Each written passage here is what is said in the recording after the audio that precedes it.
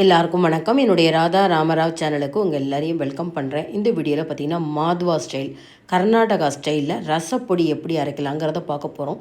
முக்கியமாக பார்த்திங்கன்னா தமிழ்நாட்டை பொறுத்த வரைக்கும் சாம்பார் பொடி ரசப்பொடி எல்லாம் ஒன்றா வச்சுருப்பாங்க. ரசத்துக்கும் அதே பொடியை யூஸ் பண்ணுவாங்க, வறுக்காமல் அரைப்பாங்க. நாங்கள் செய்யக்கூடிய சமையலில் பார்த்திங்கன்னா சாம்பார் பொடி தனியாக அரைப்போம், ரசப்பொடி தனியாக அரைப்போம், எல்லாமே வறுத்து செய்வோம். இந்த மாதிரி வறுத்து ரசப்பொடியோ சாம்பார் பொடியோ வச்சுட்டு செய்யக்கூடிய ரசமாகட்டும் சாம்பார் ஆகட்டும் ரொம்ப நேரம் உங்களுக்கு கெடாமல் இருக்கும், நல்ல ஒரு வாசனையாக இருக்கும். இந்த ரசப்பொடி எப்படி செய்யலாம், இந்த ரசப்பொடியை வச்சுட்டு எப்படி ஒரு பருப்பு ரசம் செய்யலாம் அப்படிங்கிறதுலாம் இந்த வீடியோவில் பார்க்க போகிறோம். எல்லாருக்குமே இந்த வீடியோ ரொம்பவே யூஸ்ஃபுல்லாக இருக்கும். அதுவும் புதுசாக சமையல் கற்றுக்கிறவங்களுக்கு இந்த வீடியோ ரொம்பவே யூஸ்ஃபுல்லாக இருக்கும். இந்த வீடியோ பார்க்குறதுக்கு முன்னாடி இது வரைக்கும் என்னோடய சேனலுக்கு சப்ஸ்கிரைப் பண்ணாத வியூவர்ஸ் சப்ஸ்கிரைப் பண்ணி பக்கத்தில் இருக்க பெல் பட்டன் ப்ரெஸ் பண்ணிங்கன்னா நான் போடுற புது வீடியோ உங்களுக்கு நோட்டிஃபிகேஷனாக கிடைக்கும். மாத்வா ஸ்டைல் இல்லை கர்நாடகா ஸ்டைல் கூட சொல்லலாம். இந்த ரசப்பொடி எப்படி அரைக்கலாங்கிறத பார்ப்போம். ஒரு பெரிய கப்பில் நான் 1 கப்பு மல்லி எடுத்திருக்கேங்க. இது பார்த்திங்கன்னா வெயிட்டில் அளந்து பார்த்தோம்னா 100 கிராம். பொதுவாக மல்லி அப்படிங்கிறது வெயிட் ரொம்ப லைட் வெயிட்டாக இருக்கனால கப்பில் பார்த்திங்கன்னா அப்படியே குவிச்சு இருக்குது. மிளகு பார்த்திங்கன்னா 25 கிராம். உங்கள் வீட்டில் ஏதாவது ஒரு கப்பு எடுத்துக்கோங்க. அதில் 3/4 கப்பு நீங்கள் மிளகு எடுத்திங்கன்னா அதே கப்பால் 5 கப்பு மல்லி எடுத்துக்கோங்க. இதே கப்பால் 1 கப்பு ஜீரகம். ஏன்னா மிளகு வெயிட் ஜாஸ்தி, ஜீரகம் வெயிட் கம்மி. அப்போ ஒரே அளவாக ஒரு கப்பு எடுத்துக்கோங்க. 5 கப்பு மல்லி சேர்த்துக்கோங்க, 3/4 கப்பு மிளகு, 1 கப்பு ஜீரகம். இப்போ நான் அளவில் சொன்னேன் அப்படின்னா 100 கிராம் மல்லினா 25 கிராம் மிளகு, 25 கிராம் ஜீரகம், அதே அளவுக்கு துவரம்பருப்பு. எதுக்காக நம்ம துவரம்பருப்பு மட்டும் சேர்க்குறோம் அப்படின்னு பார்த்தீங்கன்னா கடலைப்பருப்பு சேர்க்காதீங்க. ரசம் செய்கிறப்ப ரசம் கொஞ்சம் திக்னஸ் கொடுக்கணும், அதாவது பருப்பு தண்ணியை மட்டும்தான் சேர்ப்போம். அப்போ இந்த ரசம் கொஞ்சம் திக்னஸ் கொடுக்கறதுக்கு துவரம்பருப்பு சேர்த்துக்கலாம். பீசி பெருங்காயம் அப்படின்னு சொல்லிட்டு இருக்குது, அது 10 பீஸ் எடுத்திருக்கேன். நீங்கள் கட்டி பெருங்காயம் வந்தால் நல்லா 2 இன்ச் அளவுக்கு கட் பண்ணி எடுத்துக்கோங்க. நல்லா ஒரு 3/4 டீஸ்பூன் கடுகு, 1/2 டீஸ்பூன் வெந்தயம். எதுக்காக வெந்தயம் சேர்க்குறோம் அப்படின்னா உடம்புக்கும் நல்லது. இந்த பொடியவே அவல் உப்புமா, புளி அவல் உப்புமாக்கெலாம் தாராளமாக சேர்த்துக்கலாம். மஞ்சள் பொடி பார்த்திங்கன்னா 1 டீஸ்பூன், விரலி மஞ்சள் குண்டு மஞ்சளாக இருந்தால் 1 பீஸ் எடுத்துக்கலாம். நல்லா 3 ஆறுக்கு கருவேப்பிலை உடம்புக்கு ரொம்பவே நல்லதுன்னு தெரியும். ரசத்துலலாம் கருவேப்பிலையை கிள்ளி போட்டால் எடுத்து வச்சுருவாங்க. இந்த ரசப்பொடியில் நம்ம கருவேப்பிலையும் சேர்த்து பொடி பண்ணுறப்ப நல்ல ஒரு மனம் கொடுக்கும். இதுக்கு காரம் எவ்வளோ வேணும், அதாவது மிளகாய் எவ்வளோ வேணும்னு பார்த்தா எண்ணிக்கையிலே சொல்கிறேன். 20 மிளகாய், நல்லா ரெட் சில்லி 20 மிளகாவும், கலருக்காக காஷ்மீரி சில்லி ஒரு 10 எடுத்துட்டுருக்கேன். ரசம் அப்படின்னாலே இந்த மிளகு ஜீரக வாசனை தான் அதிகமாக இருக்கணும். இருந்தாலும் காரத்துக்கு பார்த்திங்கன்னா ஒரு 20 மிளகாய் எடுத்துக்கலாம். இப்போ இந்த காஷ்மீரி சில்லி இல்லை அப்படின்னா தாராளமாக காரத்துக்கு ரெட் சில்லியை 25 மிளகாய் எண்ணி நீங்கள் எடுத்து வச்சுக்கலாம்.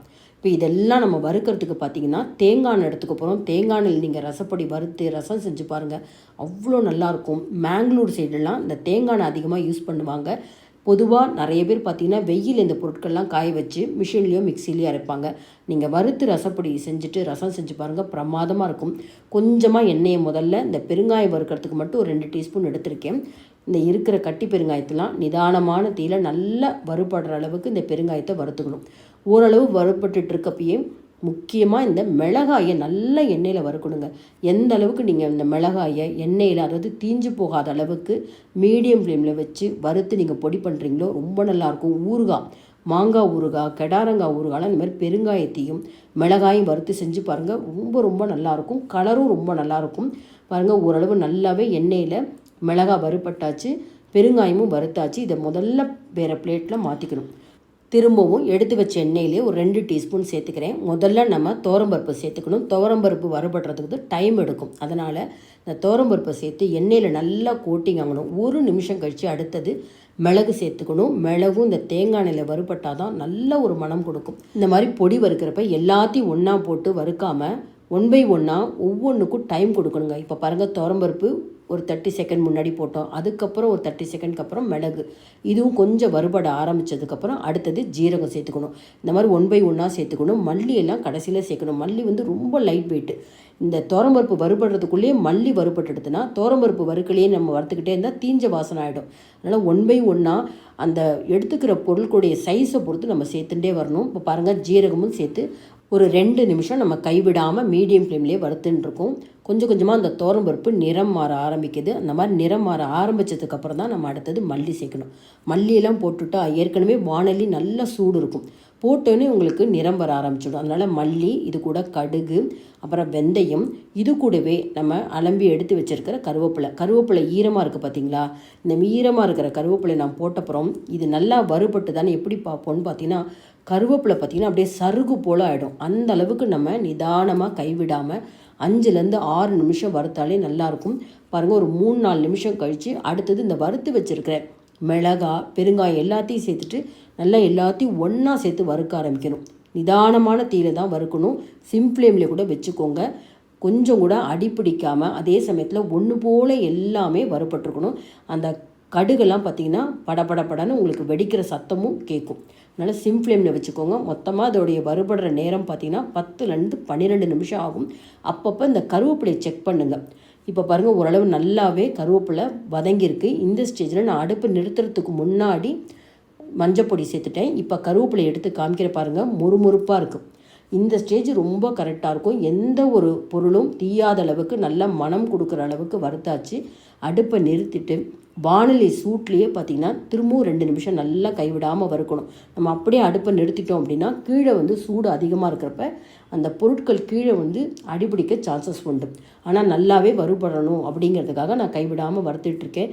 வெயில் இருந்தால் தாராளமாக உடனே நீங்கள் ஒரு தாம்பாளத்தில் மாற்றிட்டு வெயிலில் வச்சு கூட பொடி பண்ணலாம். அப்பார்ட்மெண்ட்ஸில் இருக்கவங்களுக்குலாம் வெயிலில் வைக்கிற சௌகரியம் இருக்காது. ஓரளவு மிதமான சூடு வந்தோடனே நான் பாருங்கள் மிளகாய் சேர்த்துக்கிறேன். மிளகாயை முதல்ல மிக்சியில் போட்டு கொரகொரப்பாக பொடிச்சுக்கணும். அதுக்கப்புறம் நம்ம வறுத்த அத்தனை பொருட்களையும் ஒன்றா சேர்த்து, இது ரொம்ப நைஸாலாம் அரைக்கக்கூடாதுங்க. சாம்பார் பொடி நைஸாக அரைக்கலாம்.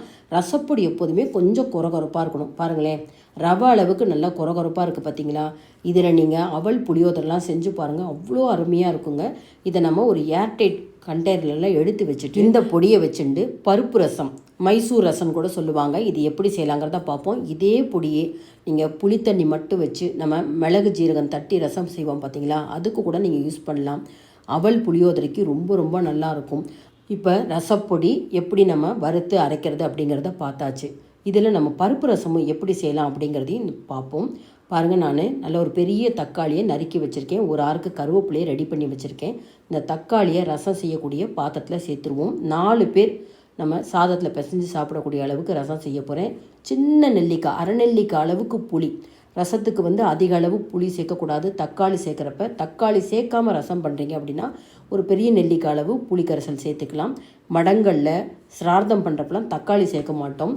ஒரு ஆறுக்கு கருவேப்பிலையை சேர்த்தாச்சு. ரசப்பொடியில் பெருங்காயம் சேர்த்துருந்தா கூட இதுலேயும் நம்ம கொஞ்சம் பெருங்காயத்தூள் சேர்த்துக்கணும். இதுக்கு தேவையான அளவுக்கு 1 டீஸ்பூன் உப்பு சேர்த்துருக்கேன். அப்போ தக்காளி, புளிக்கரைசல், பெருங்காயத்தூள், உப்பு இதெல்லாம் சேர்த்து நம்ம முதல்ல கொதிக்க வைக்கிறோம். இதுக்கு பருப்பு அளவு பார்த்திங்கன்னா 1 டேபிள் ஸ்பூன் அளவுக்கு பருப்பை நல்லா குழைய வேக வச்சுருக்கணும். மஞ்சப்பொடி போட்டு வேக வச்சுருக்கணும். சூடாக இருக்கிறப்பே நல்லா கடைஞ்சி உரு தெரியாமல் வச்சுக்கணும். 1 கரண்டி தான் நான் சாம்பார் கரண்டில் 1 கரண்டி தான் நான் பருப்பு சேர்க்க போகிறேன். இப்போ முதல்ல நான் தக்காளி, புளித்தண்ணி, பெருங்காயத்தூள், உப்பை நல்லா கொதி விட்டு புளித்தண்ணியுடைய பச்சை வாசனை போகணும். இது ஒரு 3-4 நிமிஷம் ஆகும். அதுக்கப்புறம் பார்த்திங்கன்னா இந்த பாத்திரத்தில் எடுத்துக்கிற அளவுக்கு பார்த்திங்கன்னா 1.25 டீஸ்பூன் ரசப்பொடி சேர்க்குறேன். இப்போ நான் ஒன்று சொல்ல மறந்துட்டேன். ரசப்பொடி வறுக்கிறப்ப கட்டி பெருங்காயம் இல்லை அப்படின்னா நம்ம மஞ்சப்பொடி சேர்க்குறப்பே நல்லா ஒரு 1.5 டீஸ்பூன் பெருங்காயத்தூளை சேர்த்துட்டு நம்ம மிக்சியில் அரைச்சி வச்சுக்கலாம். இருந்தாலும் கண்டிப்பாக ரசம் செய்கிறப்ப நீங்கள் பெருங்காயத்தூள் சேர்த்துக்கோங்க. அப்போ தான் ரொம்ப ரொம்ப நல்லாயிருக்கும். ரசப்பொடியை சேர்த்து நல்லா கொதிச்செடுத்து 1 நிமிஷம் கொதிச்சா போகும். ஆல்ரெடி வறுத்து அரைச்ச ரசப்பொடி ரொம்ப நேரம் போட்டு கொதிக்க வைக்கக்கூடாது. இப்போ ஒரே ஒரு கரண்டி சாம்பார் கரண்டியால் நான் வெந்த பருப்பை சேர்த்துருக்கேன். தாராளமாக நீங்கள் பாரிசி பருப்பு சேர்த்து கூட ரசம் செய்யலாம். நல்ல பாத்திரம் நிறைய தண்ணி விட்டாச்சு. இப்போ நான் மீதி இருக்கிற பருப்பு பார்த்திங்கன்னா நெய் விட்டு பிசைஞ்சு பருப்பு சாதமாக சாப்பிட போகிறோம். இப்போ ரசத்துக்கு மட்டும்தான் நீங்கள் பருப்பு வைக்க போகிறீங்க அப்படின்னா அந்த 1 டேபிள் ஸ்பூன் பருப்பை வேக வச்சு நல்லா கடைஞ்சிட்டு தண்ணி நிறைய விட்டு டைல்யூட் பண்ணிக்கோங்க. அந்த பருப்பு தண்ணியை நம்ம இந்த மாதிரி ரசப்பொடி கொதிச்சோனையே போட்டுடணும். 1/2 டீஸ்பூன் நான் வெல்லம் சேர்க்குறேன். ரொம்ப நல்லாயிருக்கும். அந்த கலர் பார்த்திங்களா, அப்படியே நுரைச்சி வரப்போ நம்ம அடுப்புலேருந்து இறக்கிடணும். போட்டு கொதி விடக்கூடாது. கடைசியாக அங்கங்கே முழுசாக தக்காளி தெரியணுங்கிறதுக்காக நான் கொஞ்சமாக தக்காளி நறுக்கி போடுறேன். கல்யாணங்களில், ஹோட்டல்ஸ்லாம் பார்த்திங்கன்னா இந்த மாதிரி சின்னதாக தக்காளி பீஸ் நீங்கள் பார்க்கலாம். நல்லா நிறைய கொத்தமல்லி போட்டு இறக்கிட்டு நெய்யில் தாங்க தாளிக்கணும். நெய்யில் தாளித்தா ரொம்ப நல்லாயிருக்கும். ஏன்னா நீங்கள் தேங்காய் எண்ணெயில் கடுகு ஜீரகம் தாளிச்சிக்கலாம்.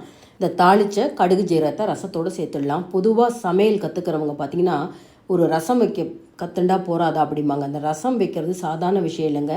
ரசப்பொடி நல்லா வறுத்துக்கணும். சரியான அளவு நம்ம பருப்பு, புளி கரைசல், ரசப்பொடிலாம் சேர்த்து ரசம் செஞ்சால் தாங்க ரொம்பவே நல்லாயிருக்கும்.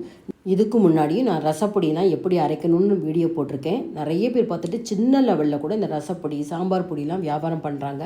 அவசியம் நீங்கள் இதுக்கு முன்னாடி இந்த மாதிரி ரசப்பொடி அரைக்கலை அப்படின்னா இந்த மாதிரி ரசப்பொடி அரைச்சி ரசம் செஞ்சு பாருங்கள்.